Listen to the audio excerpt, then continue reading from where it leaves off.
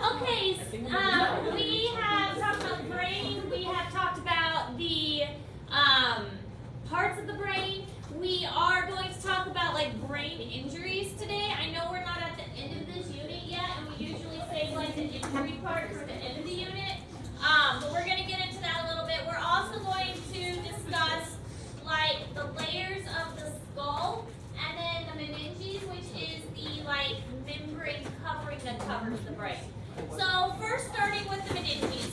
The meninges are a tissue-like protective covering that covers the surface. So we've got different layers of this meninges, and one of them is the dura mater. The dura mater is the outermost layer. It's double layer, and it's really kind of a leathery covering. So this layers over the brain, and it covers it up so that it protects it. It also folds inward in several areas to kind of follow the pattern of the brain. Then underneath that we have the, above that, we have the arachnoid layer. The arachnoid layer is kind of a web-filled middle layer, and it contains fluid. It's kind of like almost an empty space, but it does have strings in between, which is how it gets the name the arachnoid layer. And it does have the subarachnoid space that's filled with cerebral spinal fluid. Then there's the pia mater, which is the most internal layer, and it coats the surface of the brain and the spinal cord. I was gonna see, we've got brains back here, and I think some of them have dura mater on them, and some of them do not. So you can see in these two brain comparisons that we're gonna dissect. This one has got the dura mater covering it, and this one has it removed. So you can see the difference between them. That this one has got a definite like cloudy protective layer. It's gotta be weird, like in any other class, just to have random brains in your room. And for me, it's totally normal. I mean, That's how it is in the B-Tech. There's like a heart, a brain, and a kidney. it's totally normal for me. Yeah, I've got some brains, got some Like hearts. there's a drawer that's just full of them.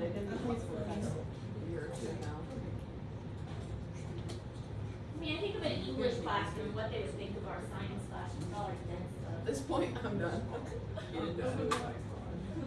Oh, yeah. That's not funny. What? Did you learn about those yesterday? The suicide ponds. In college Oh medicine? yeah. It is. You were gone whenever we did it. It's creepy. You should look it up actually. They're in, what were they in? Like Switzerland. Switzerland or Sweden? It was Switzerland because I remember the scene. I know it's weird, but I don't know.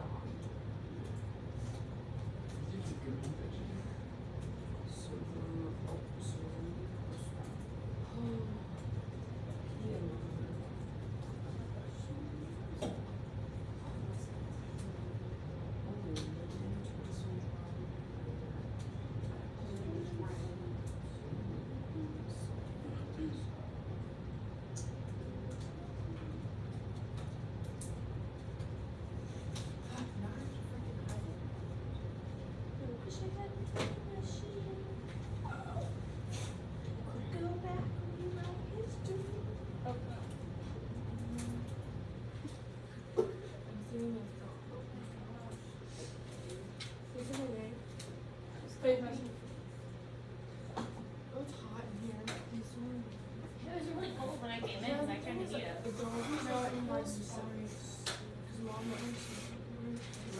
Wait. To visit friends in Ottawa and Kansas. She's work. Okay, this picture is in Google Classroom, and it shows the layers that you need to know. Anything in red you're responsible for the test. So you can see the outermost, which is the skin, and right underneath that we have the periosteum. Then we have the bone of the skull. Underneath that we've got the dura mater, which is the periosteal meninges, arachnoid matter, followed by the pia mater, and then of course the subarachnoid space. It also shows kind of how it folds in some areas and follows the temperature of the brain. Another way to look at it, this one obviously a picture of a real human head, and you can see the back where one side has the dura mater removed and the other side still has it in place, and how protective and leathery of a coating it is. Again, only the things in red you need to know. Alright, so cerebrospinal fluid, we've talked a little bit about this, but now we're going to go into it in a little more depth. It's similar to blood plasma. So blood plasma is a little bit thicker. It has various nutrients in it. The cerebrospinal fluid is very much the same as that. It's a little bit thicker than water. It's got a lot of water in it, but it's also got like sugars and proteins, those kinds of things. And its main job is to protect the brain and the spinal cord. Provide it with kind of a cushion and also just kind of keep it nourished and healthy.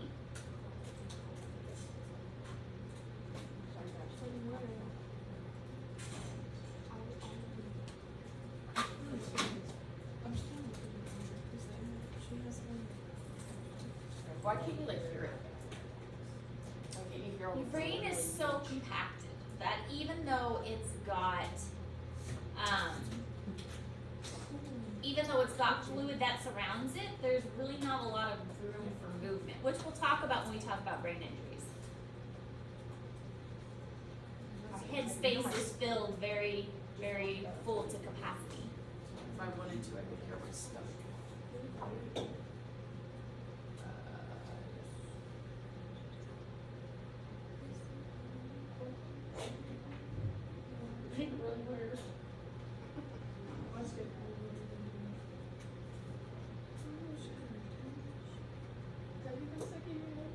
Was Addie's, were you singing that or was it was Hope?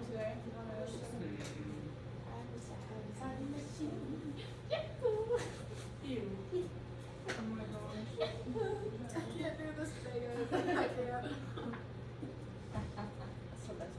I'm sitting here in the snacks this time. I'm not. It's just a good day. I'm not. Okay, so types of brain injuries.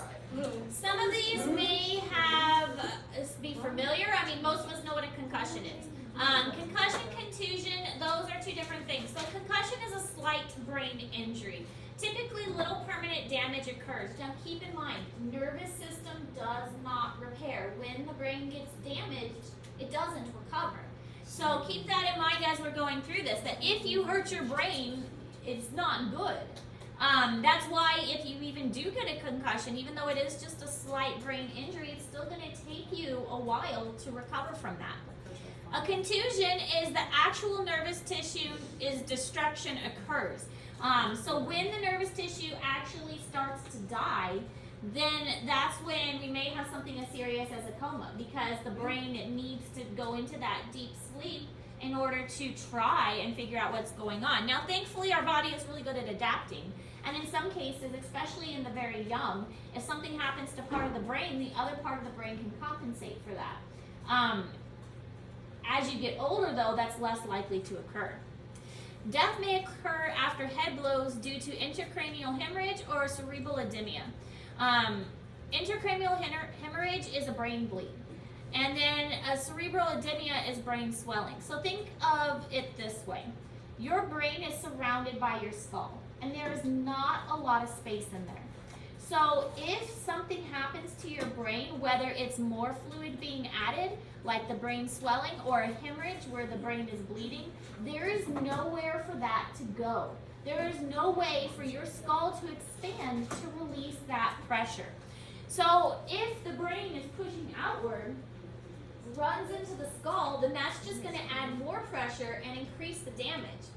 A lot of times what we see happen when the brain is swelling, doctors will literally cut a hole out of the skull, and then that allows the brain to expand outwards, so it relieves the pressure on the brain. But really, if the brain is starting to swell, there's not a lot you can do because there's nowhere for that brain to go.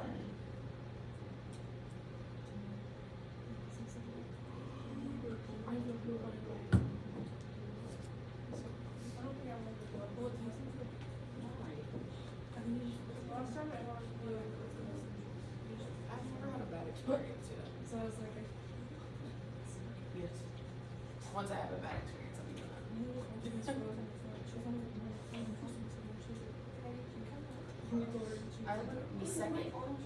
The second time I made the mistake of looking at the noodle, and then I was like, oh wait, never mind. But I just looked away and then put it in. I didn't even feel it at all. But now I'm just thinking about the needle. I'm just thinking about the needle. I shouldn't have looked. I shouldn't have looked. I'm pretty sure, I saw that picture on your thing, right? Oh, that's today, so we're Yes. Yes. You didn't I don't know? know.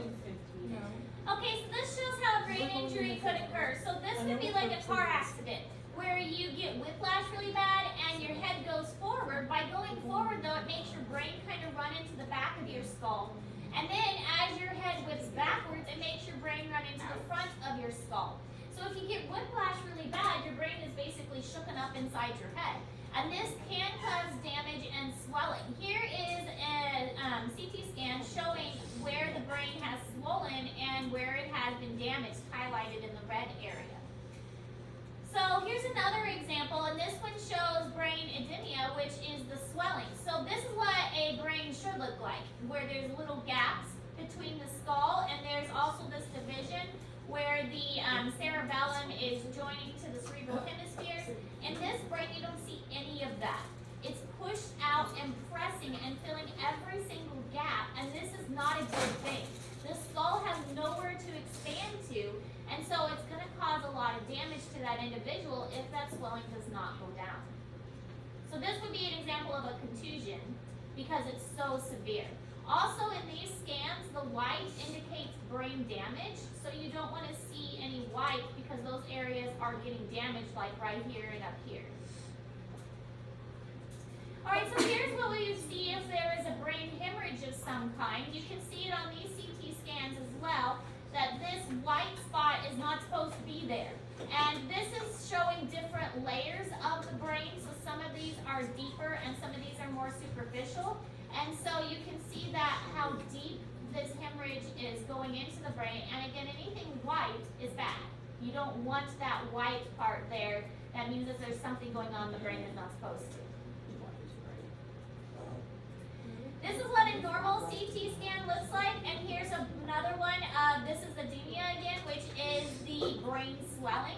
And you can see that the center portion, the center kind of X, is not visible, and so it is completely swelled. This division is pressed closed, this division is pressed closed. You can't see any of the wrinkles that you would see in a normal, healthy brain. Alright, so the cerebrovascular accident or stroke, this is where blood circulation to an area of the brain is blocked and the brain tissue dies. Just like with your heart, your brain tissue needs oxygen at a very sufficient rate, at a very constant rate. If for some reason the brain goes without oxygen, it starts to die very quickly, and same with the heart. We'll see this again with heart attacks. If the heart cells go without oxygen, it's going to lose that, it's going to lose the ability to operate, and the cells are going to start to die. So if there is a clot that gets to the brain and blocks off a part of the brain, then that brain tissue won't get oxygen anymore because it's not getting blood, and so that brain tissue starts to die, and that often results in a stroke. A stroke will a lot of times paralyze half the body because only half of the brain is affected. So if a person is doing fine and suddenly kind of has a seizure and half their body goes paralyzed, it's because the stroke affected that side of the brain only. Speech centers are often impacted by this as well, so those people often have trouble with language and talking and those kinds of things. Anybody ever seen somebody who survived a stroke? Coach Stone. Our old, She's actually had like. she's a volleyball coach She's had a and bunch. weights coach. She works. It's quite scary and it's a difficult recovery. I mean, a lot of times people have to learn how to walk again. They have to slowly build up until their body can recover from that. And again, nervous tissue doesn't repair very well, so.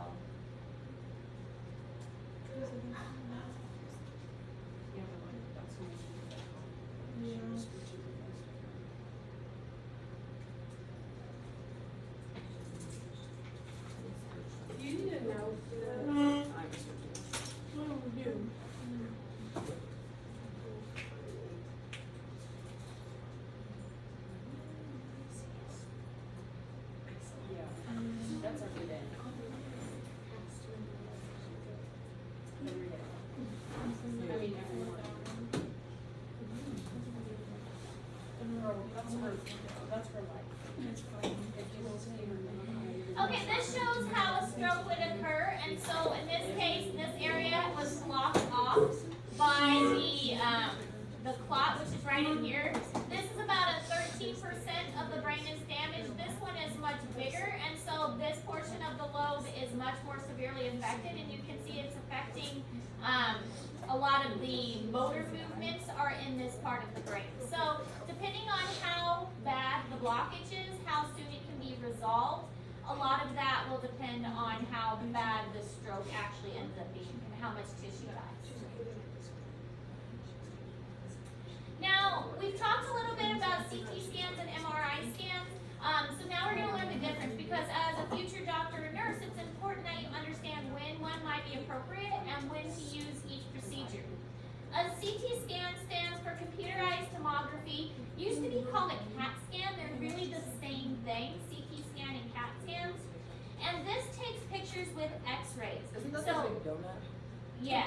That's what Well, it that's looks more like. of the MRI. Oh, well, Well, CT does it too a little bit, but the MRI does a bigger one. But the CT scan, it scans it and it's using X-rays, and so it is more of a, I wouldn't say dangerous, but you are exposed to that radiation. This can be taken of any part of the body, not just the brain. So they can do a CT scan depending on what kind of condition you're suffering from. Now, an MRI stands for magnetic resonance imaging, and this uses strong magnets and radio waves. So this has less radiation that you're exposed to, but it might not be the best choice if a person has a pacemaker. And the magnets and the magnetic and the radio waves would disrupt the pacemaker. So as a medical professional, you would have to know which one of these to use and which would be best for your patient. MRIs typically give better images, more detailed images, and we'll look at a comparison of the two side by side in a moment. Typically, doctors will go with a CT scan first, and then if they need a better image, they'll go with an MRI. Not as many places have an MRI scan, more places have CT machines. There'll probably be a question on the test about what are the differences between CT scans and MRIs.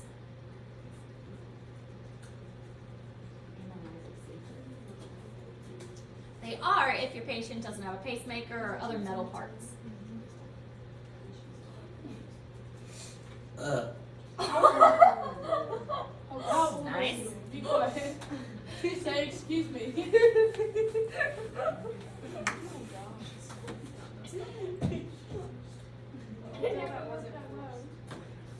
Yes, you do. If we're getting that breaks out loud. Yes. She also says excuse me. I said excuse me. It's a I thought it pineapple. was Kylie that burped. Really? I don't know why, but I thought it was I Kylie. really don't ever burp. You thought it was I really don't. I'm very sorry.